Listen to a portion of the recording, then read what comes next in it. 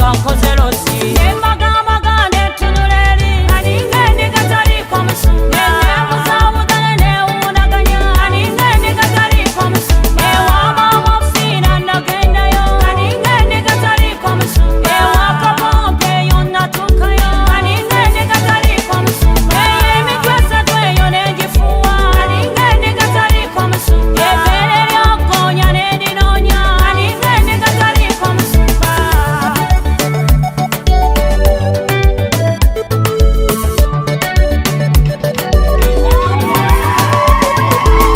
nina ekyama kyange kyenazula nina omuntu wange gwe nasima yansanga ku kkubo nanondayo natwala waka naŋŋamba wummula amaziga wo we gakoma omusala negwologesa omusaayi gwo gwayika gwanyamba okuva mu nnaku byaliwo nebigwawo byanalizonga byaggwawo byaliwo nebigwawo amaziga go gaggwawo byaliwo nebigwawo n'ebyakabooko byaggwawo byaliwo nebigwawo ebyobusamize n'obireka byaliwo nebigwawo n'abansekeera ne basirika byaliwo nebigwawo abalabe bo ne basirika byaliwo nebigwawo eby'ekibaala nabivaako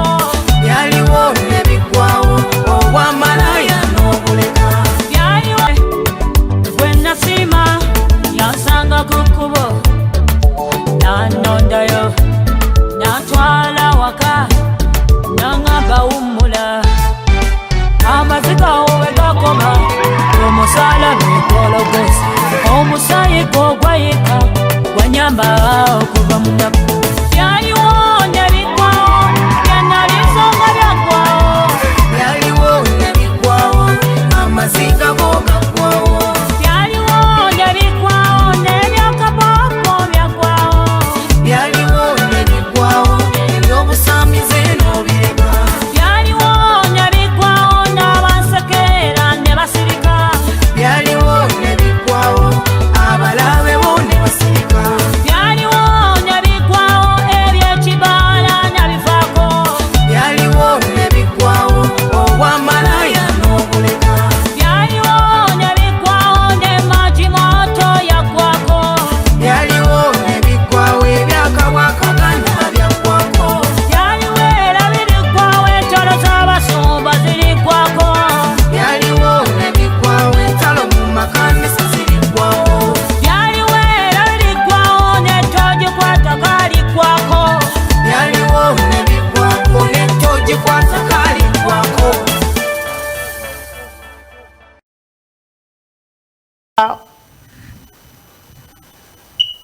byaliwo nebigwawo abalabe bo ne basirika byaliwo nebigwawo entalo mu makanisa ne ziggwawo byaliwo nebigwawo netogikwatako yaggwako byaliwo nebigwawo abalabe bo ne basirika byaliwo nebigwawo n'abansekerera ne musirika byaliwo nebigwawo ebyakabwakaganda byaggwawo wow byaliwo ate buli bwampulira oluyimba olwo mampuliranga ndinaeriyani eri byaliwo indeed byaliwo ogenda okwetunulako ng'olina history z'olina ze walimu abamu mwaliko mu mindi wafuwako emindi ey'emitwe 3 n'ogendako mu basamize ne bakutuma omutima gw'enkukunyi n'ogendako ne bakutuma omutima gwa goonya mukazi wattu n'obanga oli awo omutima gwa goonya ogenda gujjawa ne bakutuma ekibumba ky'embwa ogenda kijjawo mpozi okujjako okufa so ebintu bwe bityo byaliwo naye Katonda bw'amala okuyingirawo bw'ati yefuuka history kyemulaba nga tuyimba oluyimba olwo byaliwo ne biggwawo abalabe bo baggwawo oyo gwe bayise Musumba Yiga kasita abanga awandiisa ekintu ebirala oba olabisa maaso ali make omukyalo oyo yakutuusa ku luyimbo olwo byaliwo ne biggwawo nga muweereza ate nga muyimbi mu revival band. Musumba Yiga ye muwandiisi, tobuuza mulala, teri alina bwongo ng'obwo. Ye muwandiisi ate ye producer, ye buli kimu. Mbalamusizaako mwena abandabira mu Uganda ne mu nsi zonna ezitwetoolodde, South Africa, Arab Emirates, Dubai, Sudan, Congo, abandabira eyo mu kyeyo kasitoba ngo batimu Dubai nabalabyeko dda. Wow, ekiri ku Facebook, abali ku Facebook EBS TV Kawala mbabonzeeko balamugoleti ye yatuuseewo dda. Bantu mwe banaye mwe abatufudde kye tuli, Faith Dawn, Mirembe, Shamim, who is Melvin, ndabyeko ne Farouk. Banange ekiri ku Facebook nawe osobola okugenda n'otwejoiningako n'osindikayo kiki kyoyagala oli musanyufu lwaki gye bayise EBS TV Kawala. Mbabonzeeko mwena abali ku Facebook page yaffe, abali ku ssaawa ey'omwenda nga mundabira mu nsi z'ebweru, nawe ali mu Uganda, bambi mbaagala nnyo. Mubeereyo nga mukimanyi nti ka sweet jojjo kabaagala nnyo, era mukipinge. Njagala ogenda osheyalinge, sharinga likingako. Ate ekyenjawulo ekiriwo leero nti bw'oba otuusaawo ku Facebook page yaffe okwolaba ekigambo essaawa ey'omwenda gwali live, njagala ompandiikireko ngambe nti Joan, nalina ebintu bwe biti, nalina obuzibu bwe buti, nalina ebinsumbuwa bwe biti, naye byaliwo ne biggwawo, nebaza Mukama nti kati ayina level kwe yanteeka.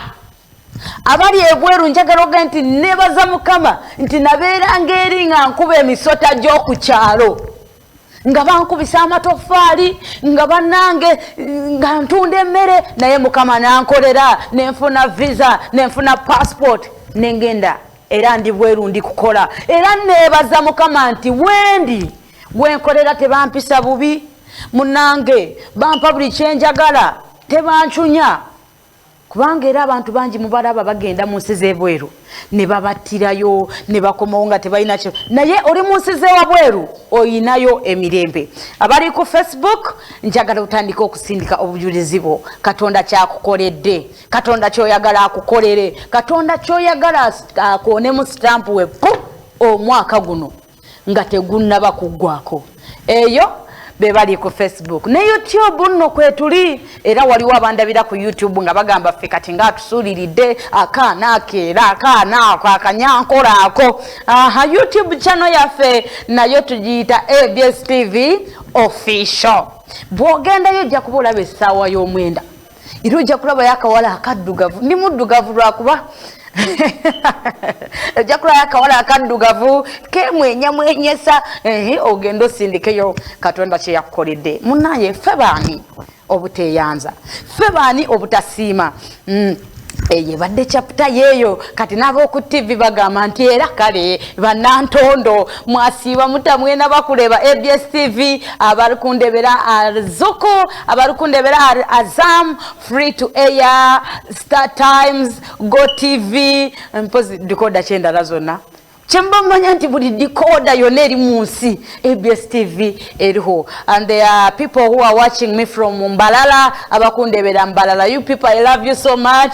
Nimbakunda, mwebala okutukunda, mwebala okutajira. Pastor Yiga yanjira mbagambire erizoba naza kuba nagaba obutunda. So if you are still ngokyali Mbalala, okyali side zeyo wala lakukaho ojo yetwalire akatunda.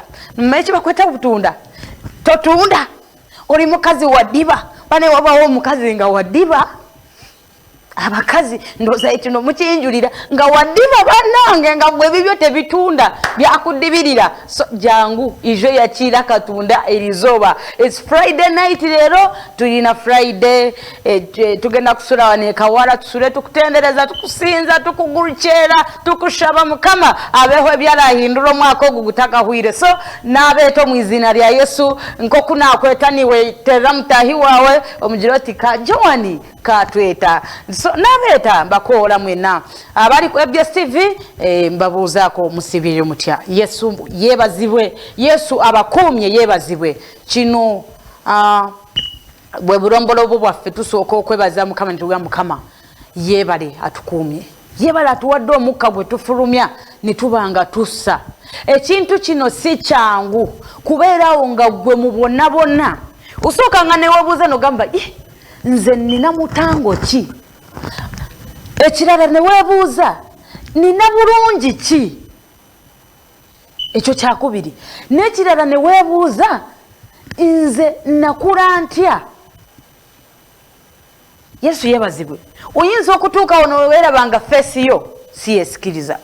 N'okyuka n'otunuulira ku figa nga ho si yeetiisa. N'okyuka n'otunuulira mwattu ku nkula yo ku buwanvu bwo nga ggwe abamu bampi, naye n'obanga ggwe toli omu ku abo abafu. Kubanga n'abaafa baali balungi, baali bakusinga obugagga, baali bakusinga okuba obulungi. Naye ne bafa gw'omubi, gw'alabika obubi, gw'andaba ku ssaawa ey'omwenda ng'oli mulamu. Yesu yebazibwe. N'obanga gwe mu ndabikayo mu kusiiwuuka kwo mu butabeera na ssente zo oba naawe azirina ng'oli mulamu. Kyova olaba buli lunaku olwokutaano abooluganda abandabira ku Facebook mwe sisobola kubasuulirira balamugoleti kwe bali awo bali ku kitimbe basharinga basitiminga live. Obujulizi kintu kikulu. Okuweera Mukama obujulizi kintu ky'amaanyi. Nzere buli bwenzuka ku makya mukaire nfukamira amavivi ne mugamba ne leero bukedde munange ne leero nkyalinamu omukka gwenfulumya. Amiina. Yesu yebazibwe. Nenebuuza ne leero ntambudde ku luguudo kwe baatomeredde abantu ne bafa, naye nze kwensalidde ne mba nga nsobodde okutuuka gye ndaga. Oba ne leero ndidde kubanga waliwo nga ye ali ku kapiira whereby nga akapiira ako tekasobola kuyitamu kye bayita mmere. Oli awo olidde ekikomando, oli awo olidde muwogo owulira nga ne Katonda lwaki ndya mmere bweti, why me? Naye ate ogirina eyina weeyita okutuuka mu byenda byo. Wandibadde omugamba Mukama weebale n'olwenkya lukeese ne luli lukeese nsobole nange okutuuka ku buwanguzi. Yesu yebazibwe. So nga sinagenda mu Bayibuli y'olunaku olwaleero munzikirize nsooke mbakoowole ntaddemu n'omutima omulungi mbakoowole okujja mu Friday night ya leero. You guys, I know you can. Mujje bambi tusabeko fenna. Mujje nange ngenda kusaba. Ko ndaba onoga nti kati ako katubuulira from here. Nange mujja kunsanga mu church. Mujje tusabe. Omwaka guli kuggwako naye ebizibu bingi. Ebizibu bingi. Jangu weerwaneko osomoke. Musumba Yiga agenda gaba akatunda. Tomanya nagamba ebintu bya Mukama tubeerenga n'okukkiriza. Kiriza nti at least gwabadde tannatunda mu season eno gye tuyingiddemu. Abantu bali mu kutunda naye enkulayirira gwe tonnafuna kye bayita nti tuli mu Christmas season. Tonnakifuna. Jangu wekimira akatunda. Ebirala ojja kuba obyekera Mukama. So tugende mu section yaffe eya Bayibuli ate tusooke tulabeko ne Katonda biki byasobola okukola. Ekigambo Bayibuli nakyo kyetaaga mu bulamu bwo. Facebook ngenda kuba nsoma mu Zaburi Psalms, it is Psalms 145, Psalms 145. Then abooluganda Zaburi 145. 145, Psalms 145, tandikire ku 17, then 145 ake 17. Are we together? Tuli wamu? Mukama mutukuvu mu makubo ge gonna. Mukama mutukuvu mu makubo ge gonna. Era waakisa mu mirimu gye gyonna. ake 18 Mukama abakompi abo bonna abamukabira. Ruhanga simwe Mukama waffe yebazibwe. Praise God. Mukama abakumpi abo bonna abamukabira. Ako ka 18 atuukirizanga ebyo bye baagala abamuyita. Atuukiriza ebyo byonna ife abamwagala, ife abamunoonya, ife abafukamira, ife abali ku ssaawa ey'omwenda buli kye tusaba. Praise God. Atuukiriza. Ako naye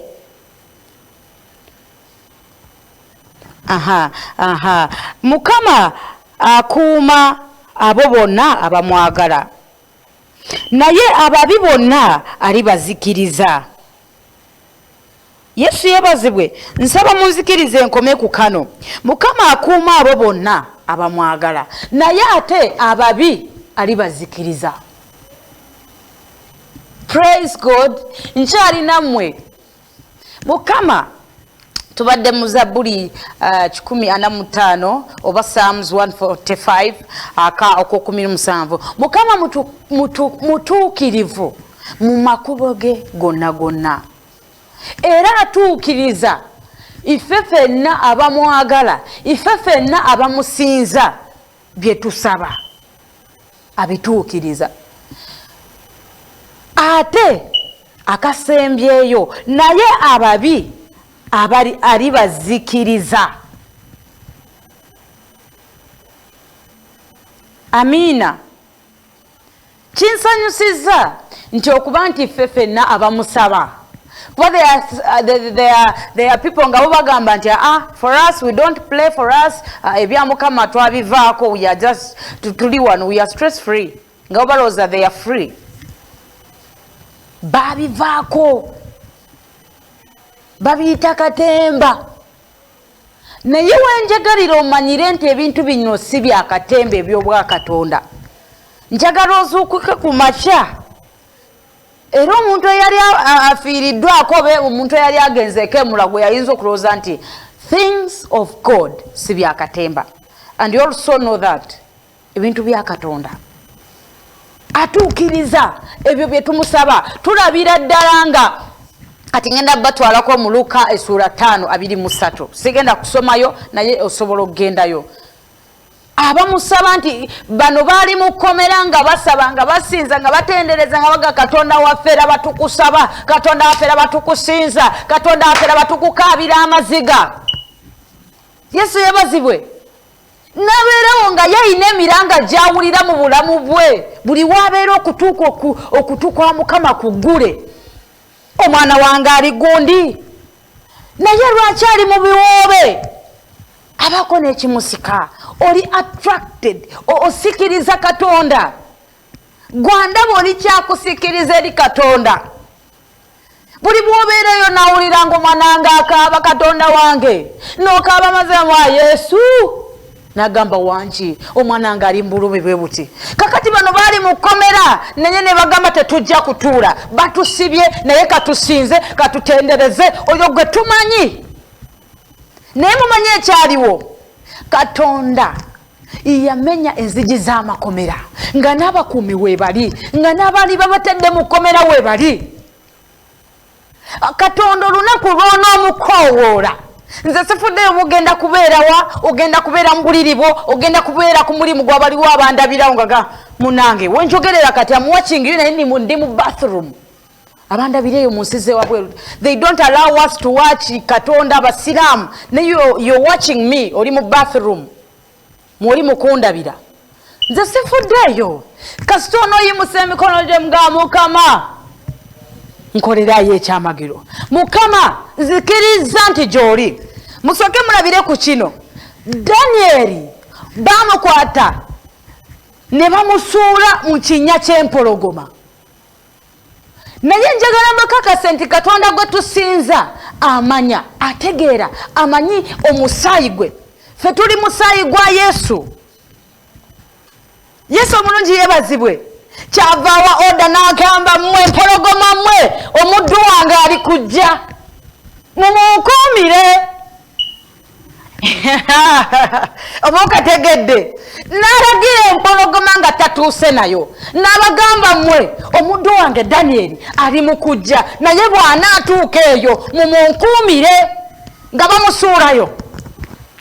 Bamusuula mu kinnya ky'empologoma Danyeri nga bamanye he's over awedde, let's wait omulambo gwe katulinde omulambo gwe oba maiti ye.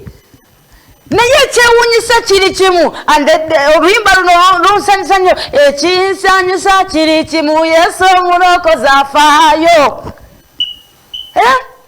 Balinze bayimiriddewo balinze empologoma zimutaagule kumbe ziri ku oda ne zigamba nedda ono muntu ono omuntu bamutuweereddeko oda ne butulaba ng'enjala etuluma etya tetujja mmulya. Oliko obukuumi bwa Mukama gwandaba ku ABS TV, oliko obukuumi gwali ku Facebook. Amiina. Ono bamusindika nga bamanyi nti kaatuukeyo essaawa eyo bataagule empologoma zimuwuute. Naye olw'ekisa kya Mukama asobola okukozesa abo ababadde bagenda okutaagula. Munzikirize nyemu ku lwendo lw'amazzi naye we naakomerawo njagala munkubira amasimu muŋŋambe. You know, every Friday mbera njagala abantu muwere Katonda obujulizi. It's not for our power, si lwa amaanyi, si lwa buyinza, naye ku lw'Omwoyo Omutukuvu gwe tusinza yatufuula abawanguzi. Ate buli bwe weebaza njagala okigezeeko nti you have your boss oba gwe boss.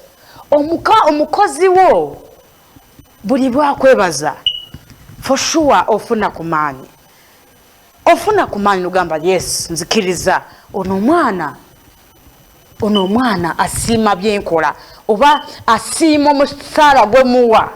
So okusiima n'okwebaza n'okuweera Mukama obujulizi kyekimu ekisumuluzo ekiggulawo okukkiriza kwaffe. So I'm coming back ngenda kuba mbateerako essimu gye mugenda okunkubirako oyogere nange omugaye Joani ndi mu nsi bwe ziti naye nebaza Mukama nange tandese empologoma kuntagula nkomawo tovaawo. Ennaku z'omwezi nga 31 December tugenda kusabira Kawaala 31 December. On 31st of December, buli muntu yenna jangu everybody come. tuyingire omwaka 2020 We enter 2020 nga tuli wano Kawaala. while we are here at Kawaala. Muleete abalwadde, Bring all sick people, abazibe b'amaaso, the blind, abagumba. the barren. Ogenda kuyingira You are 2020 going to enter Bidi Abidi nga tokyali while you're mugumba, no longer barren, nga tokyali muzibe while you're no longer w'amaaso, blind, nga tokyali mulema. while you're no longer disabled. 31 December 31st of December, mujje Kawaala come to Kawaala tusule wano nga and tusaba. we stay here overnight as we are praying. The Electoral Commission informs the general public of the Voters Register update starting on the 21st of November to 11th December 2019. This will be a self-reporting exercise to provide personal details. A person who is already registered as a voter in Uganda must not register again. A voter who wishes to transfer to a new voting location must present confirmation that he or she is now a resident of the parish of that new voting location. The exercise will enable registered voters to confirm accuracy of their particulars on the register and correct any errors identified on the National Voters Register. The details of eligible learners registered under the Learners Project in 2017 who have attained the age of 18 will be updated. Such learners should present themselves at the registration or update center with their national identification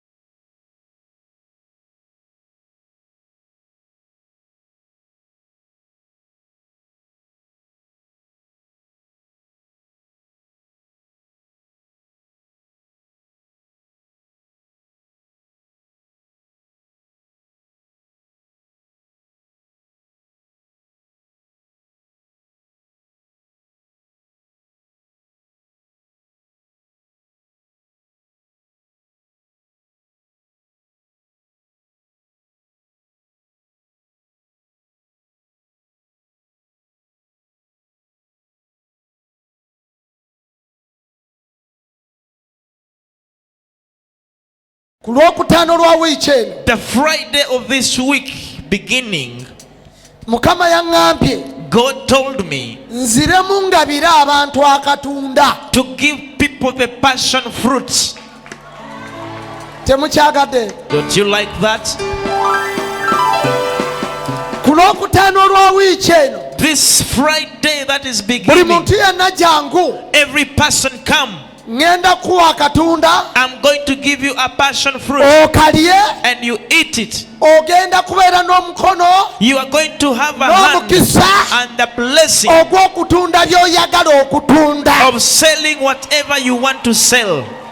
Tosuba olwokutaano lwa wiiki eno Do not miss this Friday ate era ne sande ya wiiki eno and even that Sunday of the era same nawo week. Mukama yaŋŋambye God told me also nziremu nsabire amenvu to pray for the sweet bananas, ngabire abantu amenvu to give people sweet bananas. ebyenvu ŋŋenda ddirangirirako I'm going to declare on that buli banana, agenda okulya ku lyenvu whoever is going to eat of it, ogenda kugonza buli kimu kyonna ky'oyagala. you are going to soften whatever you want.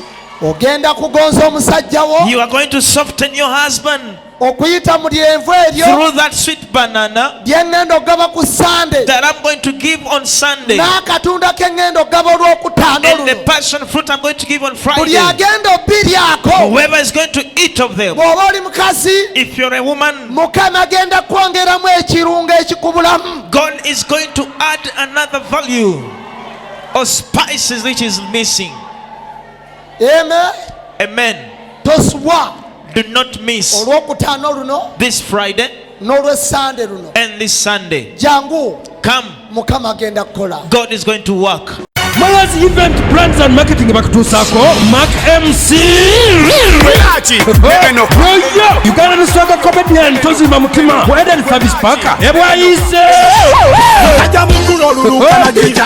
Kulomukaga nga 7 December ye year after ya concert nga werekeddwako Gravity wa Mutuju Sabuwa Natoro Kadonya MC Soft Mick Wine Abujaze Master Parrot Mike Family Muzira Steve Ashraf K Garcia Robbie Kawaga Bright Sun Tizo Dima Voko Agent Eli China P Kobe Music n'abalala ng'okuyingira 15 byabyo emitwalo 2 emmeeza emitwalo 10 kugambye mujje tuwagire Mark MC mu ya after ya concert ku lwomukaaga nga 7 December ku Eden Service Park ebwayise kiwagiddwa ABS TV Family Hope Medical Center Amina Beauty Salon Amisha Hardware Akiman Sons Properties Ellis Supermarket MK Design Engineers St. Mary's SS Nyanzi Group of Furniture Bright Design Engineers Helena Passions Stallion Sounds Lugoba High Zekaja Electronics Assist Motor Spares Bamagazi Mo Chicken ne Pride Foundation.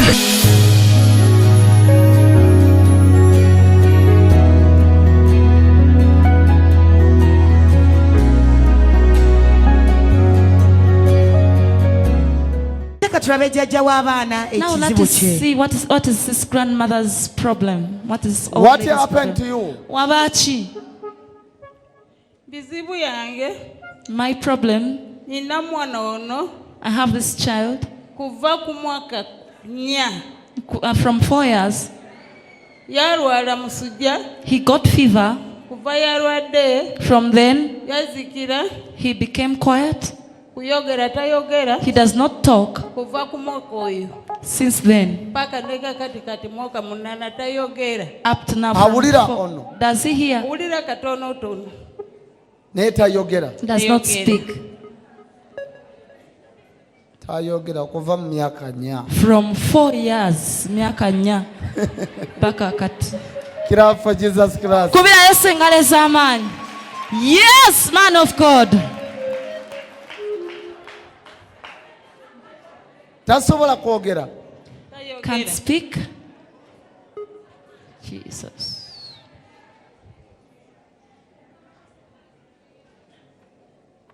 Mukama nteeka empeta ku mumwa gw'omwana ono. Father, I put a ring on this boy's lips. Everyone rise up your hands Buli omugolola omukono gwo wonna w'oli. and I pray for this child. Era tusabire omwana ono. God must open his Mukama asobole mouth. okugulawo omumwa gwe He n'olulimi must lwe. start talking. Omwana ono That's atandike Christ. okwogera mu linnya lya Yesu Saba Kristo. buli omu saba. Everyone, you pray for this child. katonda nannyini ggulu n'ensi tuteeka omwana ono mu mikono gyo Father, King kitange of heaven and earth, we put this child in your osumulule ku hands. lw'akamwa ako That ak'eggala you open his mouth, okolewo ebyenjawulo katonda that nannyini you ggulu make a difference n'ensi this evening, Lord, the tukulabyeko creator of emirundi heaven. mingi ng'osanyusa You've abalala seen many times while you're naye pleasing olwaleero others. oletewo essanyu ku lwa But muzadde we mukama let us see joy for the okome ku parents mimwa of gye this katonda nannyini ggulu boy. n'ensi So this boy speaks. eri ekikutte emimwa gye Whatever had captured the leka lips, kite mu linnya lya yesu kristo omwana loose in katonda Jesus' name, Son of the living ekikutte God. okwogera kw'omwana Whatever had leka captured his kite speech, mu linnya lya let yesu it kristo go omwana back to katonda Mpulira where it Yesu came engalo from. ez'amaanyi. A mighty hand clap to Jesus. Okay, All right. take your child. Twala omwana wo, Aba muzzukulu his Muzzukulu. grandchild. mutwale within 12 days Take your child, mu nnaku 12. ajja kukomawo ng'ayogedde. He's going to come back when he glory can to speak. jesus Hallelujah. God bless you. Mukama akonye omukisa. nabwe butyo jjajja weereddwa ennaku 12 You first bring him. Grandmother, first, thank you jesus sooka okomyewo omuzukulu oyo. Sooka omukomyewo.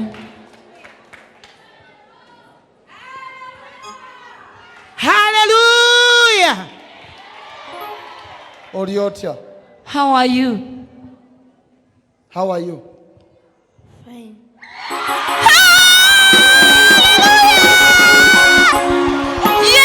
Yes, Papa!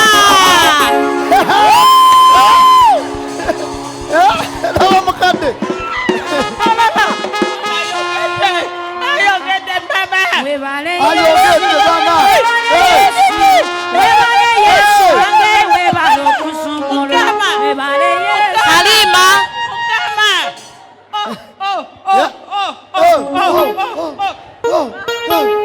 mukama Yes! muzzukulu wange ayogedde Ayo. ayogedde Ayogedde. She's like, Yongera my child omubuuze can olabe. speak. Gwe yongera omubuuze olabe. Ask him. Mubuuze ky'oyagala. Mubuuze ky'oyagala. Awuzi. Jjajja. Jjajja emyaka gyegyo. Eh? soko oyogere bintu goyagala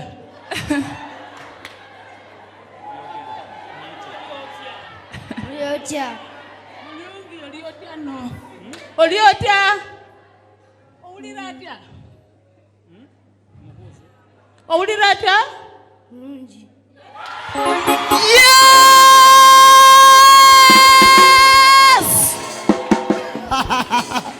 Kyukira mabuge nti buli ky'olaba ng'ekizibu. Tell your neighbor whatever you see as a problem. Mu maaso ga Mukama In the kisoboka. eyes of God it is possible. Mukadde, Jaja, ogamba ki muzzukulu we awonye? what do you have to say? Your grandchild is Yenna fine. atuyanye n'okuta. Aha. bannaffe Eh. nasanyuse nnyo kusanyuka ya waggulu Kusanyuka ya bintu waggulu. bino badde simanyi nalabye ku tv She ku wiiki says guli she saw on TV. nalabye ku tv era She saw on TV. nze navudde wala nno She came from far. navudde luwero She came from Luwero. navudde luwero kujja eno She came from Luwero. ndabye ebintu ezo ku tv After seeing you doing these things on TV, I said, let me go and see with my own eyes. yekujja leero That's why I came today. bambi ku ssanyu gefunye leero But the joy I've got today, ssanyu nyingi nnyo it is too much. kangende eyo Let me go. gende yogere na bannaffe I go even tell the others. Luwero Yes! yonna bategere That the whole of Luwero is going to understand. mwana wa katonda weebale nnyo Thank you, child of God. weebalere ddala Thank you very much. katonda beere nawe Let God be with you paka until, eno amen, until the end of time. Kubira Yesu engalo A ez'amaanyi. mighty hand clap to Genda Jesus. muzzukulu we awonye. You go, your grandchild is healed. Mukama akusumulula n'abaana bo The Lord is setting you free together with your children n'abazzukulu bo. and all your grandchildren.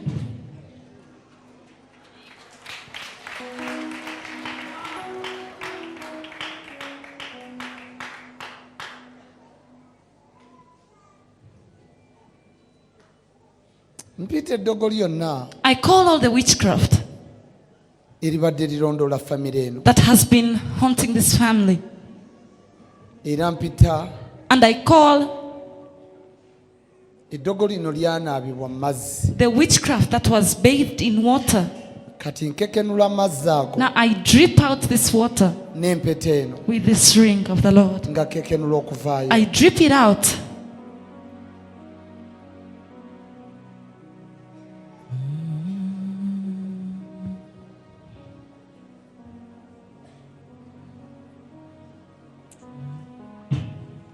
ngalagira okuvaayo I command it to come out.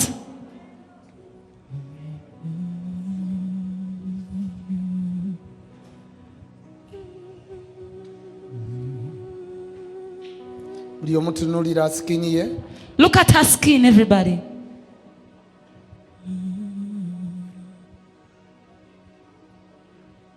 mazzi gaago gatandise okuvaayo The liquid has calling has started coming out.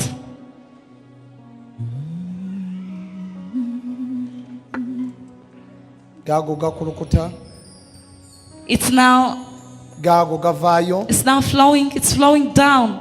gava mu bulago It's coming through the neck. gaago gakulukuta It's now coming out. Everybody take a good look at your screen. gaago Yes. gakulukuta It's now coming out. Yes, man of God. gaago Yes. gava mu bulago toyinza nakumanya we gava You Yes, can't even know Papa. where it is coming from. ekyo kye bayita You empeta might take it as a See joke, me as but if you it's see that. with your eyes. gaago Wow. It is now coming out. tewali agamuyiyeeko No one has poured it on her. labalaba ekiri mulago It's a very unbelievable, but it's true. toyinza nakumanya wa gye gava It's hard for you to know where it is coming from. Hey, Yes. laba n'ekiri mu mutwe You see what is in the head. laba If we can get a close shot. laba Let us see. Let us see. Let us see. Tuli mu kiseera kya kusabira We balwadde. are in a time of praying for sick people. Jjajja aleese muzzukulu we nga tayogera. Grandma has brought the grandchild not Musumba speaking. Yiga amusabidde n'ayogera. Pastor Yiga has prayed for him. He can now speak. Ate ne jjajja yennyini. Even grandma herself. Musumba Yiga amutaddeko Pastor Yiga empeta. has taken her through deliverance. Naye amazzi gali mu He kumuvaamu has put a ring on her. gageekenenula. There's liquid coming out of her Ekyamazima teri skin. agamuyiridde. No one has poured it on her. Naye Laba, omusajja wa laba, Katonda laba. amutaddeko See empeta. with your own eyes. Keep Amazzi your eyes gali on mu your screen. kwekenenula. Yes, the Webale Yesu. witchcraft is being dripped out laba in laba the form of this egafubutukayo mu liquid. mubiri That is how it is coming out. That's how he's Webale drenching Yesu. out. Drenching it out. Thank you, Look. Jesus. Tunula wetegereza. Weebale Mukama. Thank you, Jesus. Thank you, Laba. Lord. Thank you, King of Kings. Thank you for the deliverance. Hey. Yes. Yes, Lord. Ekitiibwa n'ettendo The tubiddiza glory and Mukama. honor is for the Lord. Oyo Katonda akola The one who ebyewuunyisa. does wonders and miracles in this place. Oyo Katonda akola ebyekisa. God who does gracious things. Ali mu kekenunula He's amazzi. now dripping the water Teri out of the lady's agamuyiridde naye skin. gamuvaako No one yekka has na poured it yekka. on her. It's coming out on its own. Ekitiibwa kimugwanira Glory and honor Katonda. is for the Lord. Ekitiibwa kiddire Glory Yesu. and honor is for Jesus. Weebale Omwoyo Omutukuvu. Thank you, Holy Spirit. Weebale Katonda Thank you, w'abakatonda. God of gods. Weebale Katonda akola Thank you, ebyekisa. God that does wondrous things. Ekitiibwa kimugwana Mukama. Glory and honor is for the Lord. laba Yeah. galimu n'engeri y'omusaayi It's kind of bloody kubanga gwe musaayi ogubadde kugenda okuyiika because it's the blood that was about to be shed in the laba family. ekikuubo ky'omusaayi You see the mark of blood that was about to be shed?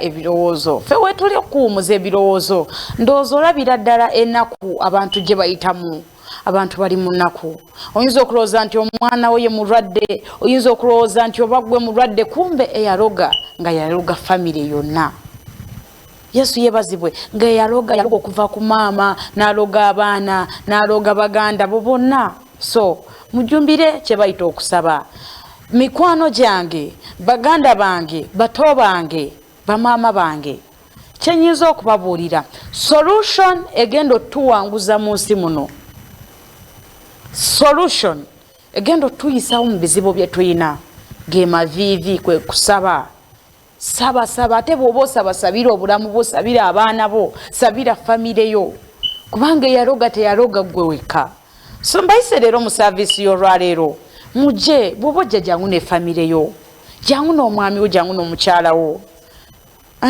mujje mujje twerwaneko. Abalabe bakanudde amaaso naye naawe fuba okwerwanako.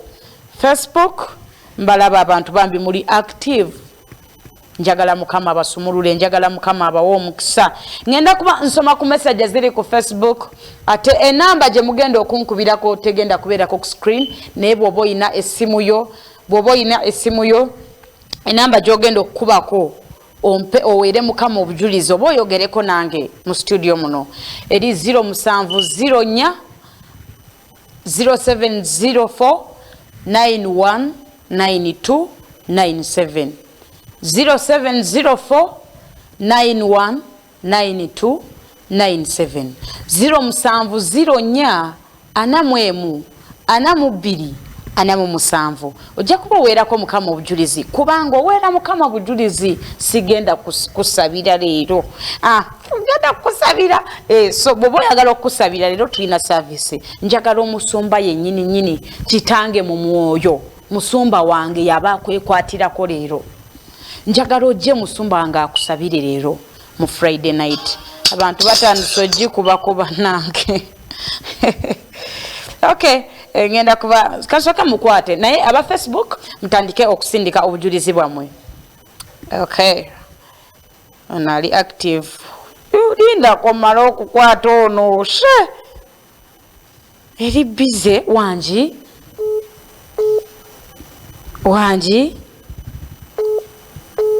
you see toyogera. Hello Wanji, what's wrong? Hello. Hello. Wanji sebo. Kale sebo. Bye. Nalabika tali mu mood. Wanji sebo, wanji. Wanji. Wewe kueleza. Kale mukwana amanya gono gy'osinzidde. Nze namanya kagwendera katosi. Munango obujulizi bwempa. Bawanga agenda bweru naye kati osaleta ye yali yagaana. Naye okuva twatandika osaba naawe bamuyise n'asayininga contract. Era kati tulindiridde visa na air ticket. Mukama affe yeebazibwe. Amiina, leka Mukama akituukirize nga bw'olina okukkiriza. Amiina, era tukubeerako nyene katosi. Tunkwagala nnyo webali nnyo ne Musumba Yiga yeebalire ddala. Mujje musabeko jangu okimire omwami wa Katonda. Tujja leero tujja. Amiina. Ennyabo. Kale Mukama abasumulule. Okay. Banji naye weerwaneko oyitemu Mukama njagala kuwa ekisa. Hello. Wanji mukwano. Amiina. Amanya nze na Dokas. Dokas. Nzidde Busenyi. Wa? Busenyi Mbarara. Why don't you speak Runyankole? Gambo Runyankole. Mbarara. Aha, good. Hello? Niche ky'okusiimira Mukama ekyakozire. Nituma Mukama kanti n'omunda nkanyi takutasumulani bampeya. Okabana oshasho munda. Mukama yakkomolwa tokikulira busaasi. Nitasa mumpola nkakka kwasibire kimugo kati. Amiina, Mukama leka kukomolole kimwe. Balange jawali nikunda. Webale kunkunda. Kale na Pastor Yiga. Kale mwije mwakira obutunda tokuza kuija mu service. Kandebe turebe. Kale nanasande ntuzaggabe emineke so wota basize lizoba mwije asande. Okay dear, thank you. Wow. Masimu mayitirivu. Hello. Wanji mukwano. Kale dear, manya gone jo sinzidde tulaba. Ennyabo oli ku EBS TV essaawa ey'omwenda.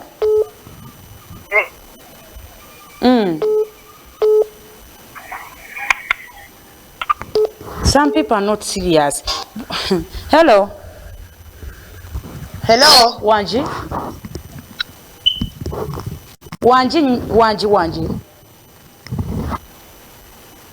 Who is on the phone? Hello.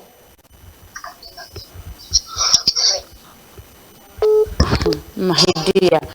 Kati ngenda gendako ku Facebook kubanga some people are calling ate muziyiza abalina obujulizi oli kukuba ate oli kwewulira abantu bali mu kujaminga baagala kuwera mukama bujulizi katubere ku point ba mikwano blessing goleti balamu wange kwali balamu ebintu byeweekoze ebyo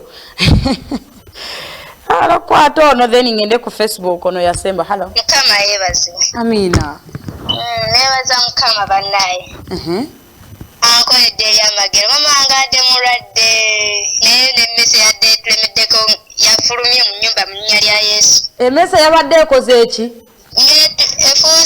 efuuse obuzibu bannaye baba bagisindika busindisi ng'olwekola ki basente emmese ebadde basente naye mukama w'amaanyi bannaye mwebaza mama wange yawonye ebibadde bimuluma amina gwani baby ampitamba baziye nsinzidde bweyogerere fanange webale kundaba kale mukama abasumululire eddala ne famire yo amina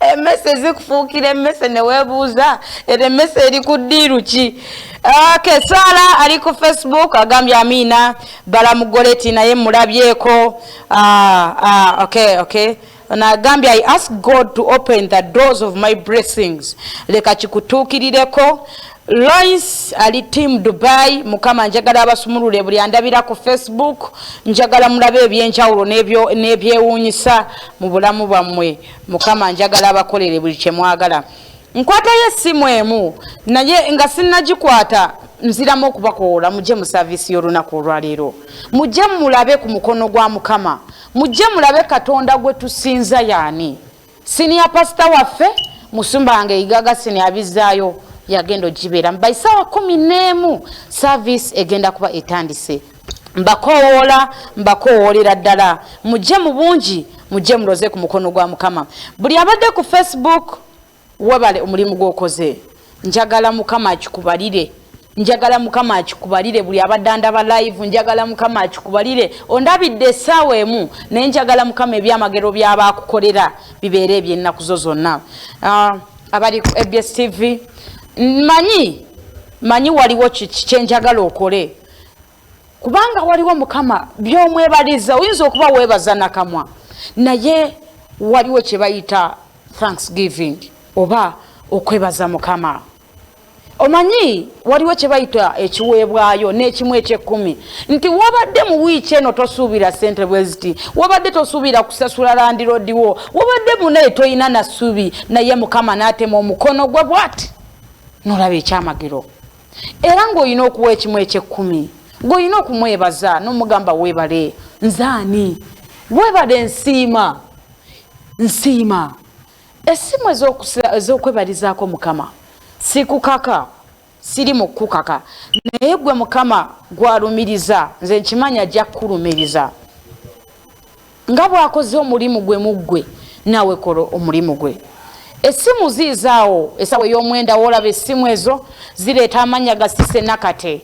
ne Yiga Agustine ne Sise Nakate ate eno gy'olaba eriko ekigambo to support ABS TV eyo tusindikako nga twebaza emirimu emirungi oyagala programu zaffe oyagala omusumba Yiga oyagala kikyolifa tewerabidde as usual nabagamba n'essaawa ey'omwenda eteekebwamu ssente omusumba Yiga Agustine yabizayo sinya pastor wange yateekamu ssente okubanga eno programu etuuka mu buli nsi yonna so gwagamba nti nsiima omulimu gwe mfunye omukisa through essaawa ey'omwenda njagala osindike kyoyina ebirala obirekera omukono gwa mukama usually senti omukono gwa mukama buli bwolaba nvaana era mbagamba nti mbalekera omukono gwa mukama buli bwe gunaakukwatako bwe guti gujja kuyimusa nga newe bakusuula mu bunya bw'empologoma nga tezisobola yadde okukuba ojjako yadde n'akatini ababadde ku Facebook ndi kuva wano naye mbalekera omukono gwa mukama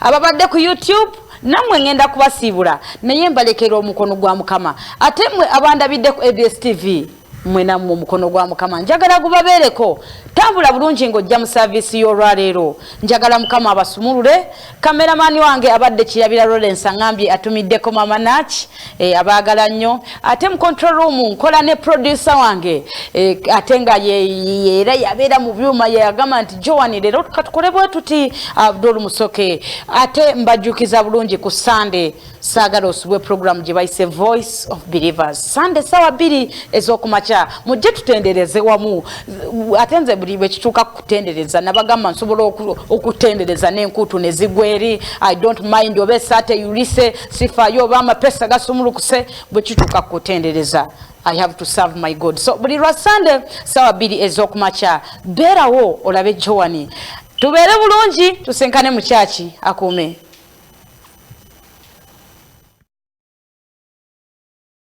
The Friday of this week beginning, Mukama yaŋŋambye God told me